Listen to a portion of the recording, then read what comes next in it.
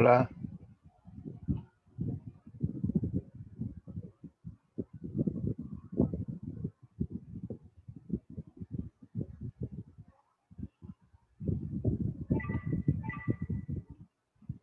buenos días, queridos hermanos y hermanas en Cristo.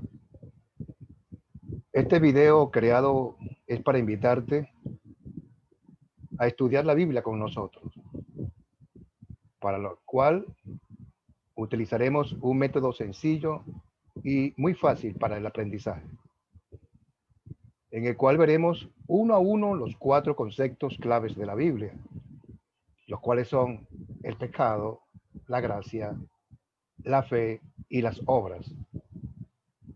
Estos 4 conceptos claves te ayudarán a entender la ley como un espejo y también como una guía.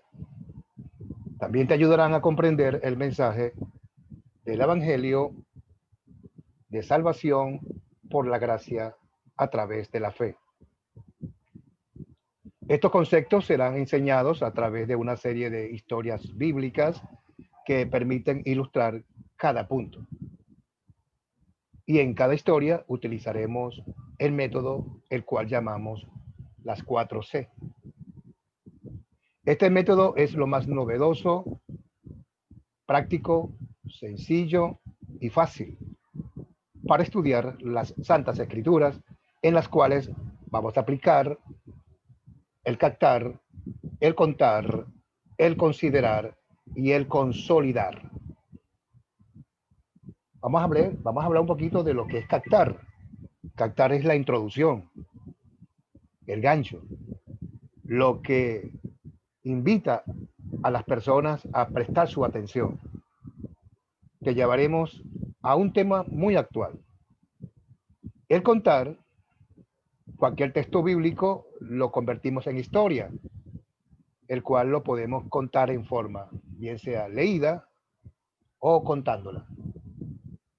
Consolidar es, vamos a utilizar allí 7 preguntas. En esas 7 preguntas vamos a darle un repaso a los hechos de la historia. Ahí vamos a preguntar y debemos responder. En el considerar, resaltamos y aplicamos a nuestras vidas 5 preguntas que realizaremos a través de los hechos de la historia. En este video, queridos hermanos y hermanas, que lo llamaremos video 1, estaremos dedicados a enseñar y mostrar el pecado. El pecado es el mal que vive en nosotros por causa de nuestro viejo Adán. Iniciemos el curso con una breve oración. Amado Padre Celestial, te pedimos que bendiga nuestros estudios de tu palabra para que podamos conocer tu verdad. Te lo pedimos en el nombre de Jesús. Amén. El espejo tiene muchos usos. Los científicos usan espejos en los telescopios para ver las estrellas. Los conductores usan espejos en sus vehículos para ver qué hay detrás de ellos. En los restaurantes y tiendas ponen espejos en sus paredes para hacer lucir más espacioso el lugar. Puede haber espejos en sus casas como decoración. Muchos tenemos espejos en los baños para nuestros arreglos personales. Algunas personas pasan horas y horas viéndose en el espejo, admirando su propia belleza. La ley de Dios ha sido comparada a un espejo. Este nos ayuda a vernos tal como somos. Hace 2000 años, las personas más respetadas de la sociedad judía formaban parte de un grupo religioso llamado los fariseos. Estos eran conocidos como ciudadanos que seguían la ley de Dios. Ellos se quedarían viendo al espejo todo el día, admirando su supuesta belleza espiritual. En eso apareció Jesús. públicamente y multiplicando multitudes fueron a él para ver sus milagros y escuchar sus enseñanzas. Su enseñanza tenía algo diferente, tenía una autoridad que no tenían los fariseos. Un día, dice la historia, que él se encontraba en la ladera de una montaña y las multitudes vinieron para escucharlo a enseñar. Él les enseñó lo que Dios realmente espera en su ley. Y al hacer esto repitió una frase numerosas veces. Ustedes han oído que se dijo,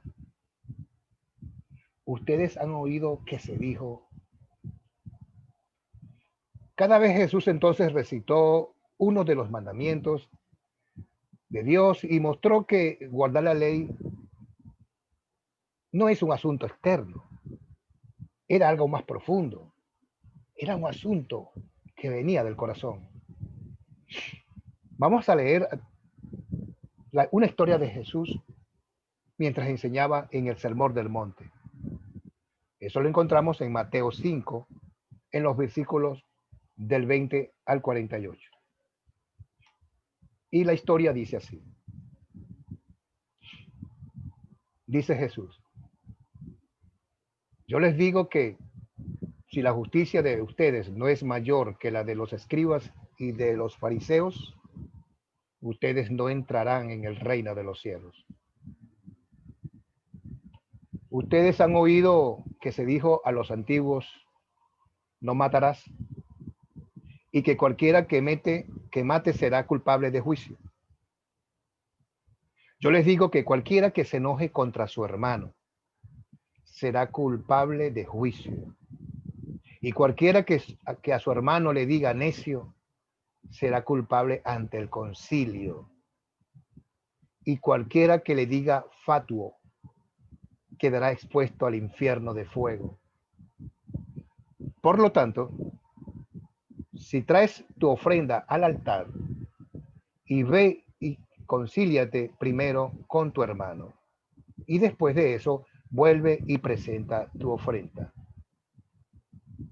Ponte de acuerdo pronto con tu adversario mientras estás con él en el camino, no sea que el adversario te entregue al juez y el juez al alguacil y seas echado a la cárcel.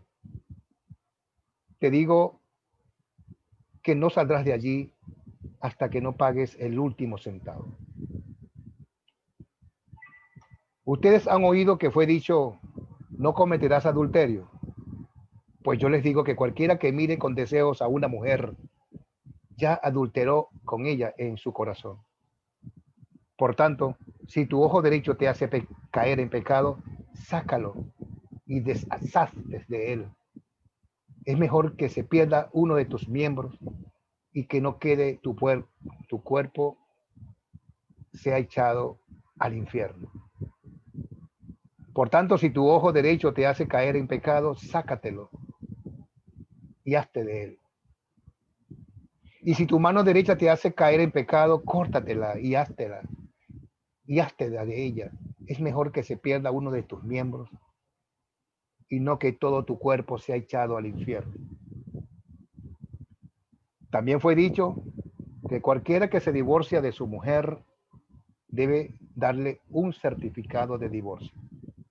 Pero yo les digo que el que se divorcia de su mujer, a no ser por causa de fornicación, hace que ella adultere. Y el que se casa con la divorciada comete también adulterio. Ustedes han oído también que se dijo a los antiguos, no perjudicarás, sino que cumplirás tus juramentos al Señor. Pero yo les digo, no juren en ninguna manera, ni por el cielo, porque es el trono de Dios, ni por la tierra, porque es el estrado de sus pies, ni por Jerusalén, porque es la ciudad del gran rey. No jurarás ni por tu cabeza, porque no puedes hacer blanco o negro tan solo cabello tuyo, un solo cabello tuyo. Cuando ustedes digan algo que sea sí, sí, o que digan no, no, porque lo que es más de esto proviene del mal. Ustedes han oído a decir ojo por ojo y diente por diente, pero yo les digo, no resistan al que es malo, sino que a cualquiera que te hiera en la mejilla derecha, preséntale también la otra. Al que quiera provocarte a pleito para quitarte la túnica, déjale también la capa. Y a cualquiera que te obligue a llevar carga por 1 milla, ve con él 2. Al que te pida, dale. Al que quiera tomar de ti prestado, no se lo niegues. Ustedes han oído que se dijo, amarás a tu prójimo y odiarás a tu enemigo. Yo les digo, amen a sus enemigos y bendigan a los que los maldicen. Hagan bien a los que los odian y oren por quienes los persiguen, para que sean ustedes hijos de su Padre que está en el cielo, que hace salir su sol a malos y buenos y que hace llover sobre justos e injustos.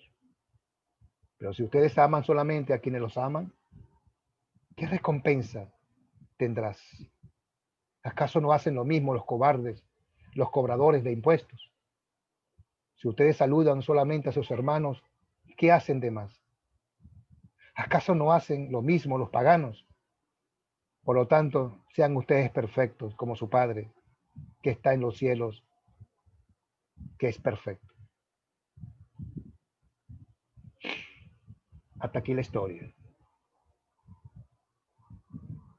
En el primer versículo, ustedes recordarán que se habló acerca de un fariseo. Ahora vamos a preguntarnos, ¿qué es un fariseo? Muchos de ustedes que no han estudiado la Biblia anteriormente, puede ser que no sepan la respuesta. Los fariseos eran un grupo de líderes religiosos en la época de Jesús, muy orgullosos de su propia justicia. Se sentían orgullosos de obedecer los mandamientos. Incluso ellos se inventaban sus propios mandamientos. Si buscamos en Lucas 18:9, leemos una buena descripción sobre la actitud de muchos fariseos. Se consideraban justos y menospreciaban a los demás. Jesús vivió centenares de años después de dar los mandamientos y quiso asegurarse de que el pueblo entendiera lo que ellos significan. Vamos a considerar que son las 7 preguntas. Vamos a darle un repaso a los hechos de la historia que hemos leído en Mateo 5. ¿Quiénes son los personajes en esta historia? Así comenzaremos. ¿Quiénes son los personajes de la historia? Vamos a encontrar allí a Jesús, vamos a encontrar a los fariseos, a los escribas, a la persona que habla a su hermano sin amor, vamos a encontrar un juez, a la persona en el altar que recuerda que su hermano tiene algo en su contra, el hombre que comete adulterio en su corazón, los que quieren un divorcio, los que juran, el enemigo y por supuesto el Padre Celestial. ¿Cuáles son los objetos de esta historia? Vamos a encontrar allí el altar, las partes del cuerpo mutiladas, o sea, mostrando la seriedad del pecado, el certificado de divorcio, los ojos, los dientes, la mejilla, la túnica y la lluvia. ¿Dónde ocurrió la historia? Jesús está sentado en un monte enseñando. ¿Cuándo ocurrió la historia? La historia ocurrió durante el ministerio terrenal de Jesús, después de haber llamado a sus discípulos. ¿Cuál es el problema? En esta sección de la escritura señala el pecado como el problema, ¿verdad? Pero lo hace muy específico. No son los meros hechos externos, sino también las palabras y los pensamientos. El problema es que nadie puede hacer todo lo que Jesús manda y enseña aquí. ¿Cuáles eventos ocurrieron en esta historia? Jesús está describiendo una serie de circunstancias mostrando nuestro pecado y también mostrando lo que Dios espera de nosotros. El hablar bien y tener un corazón puro, amor hacia los enemigos, cumplir más allá de las exigencias. ¿Se resuelve el problema?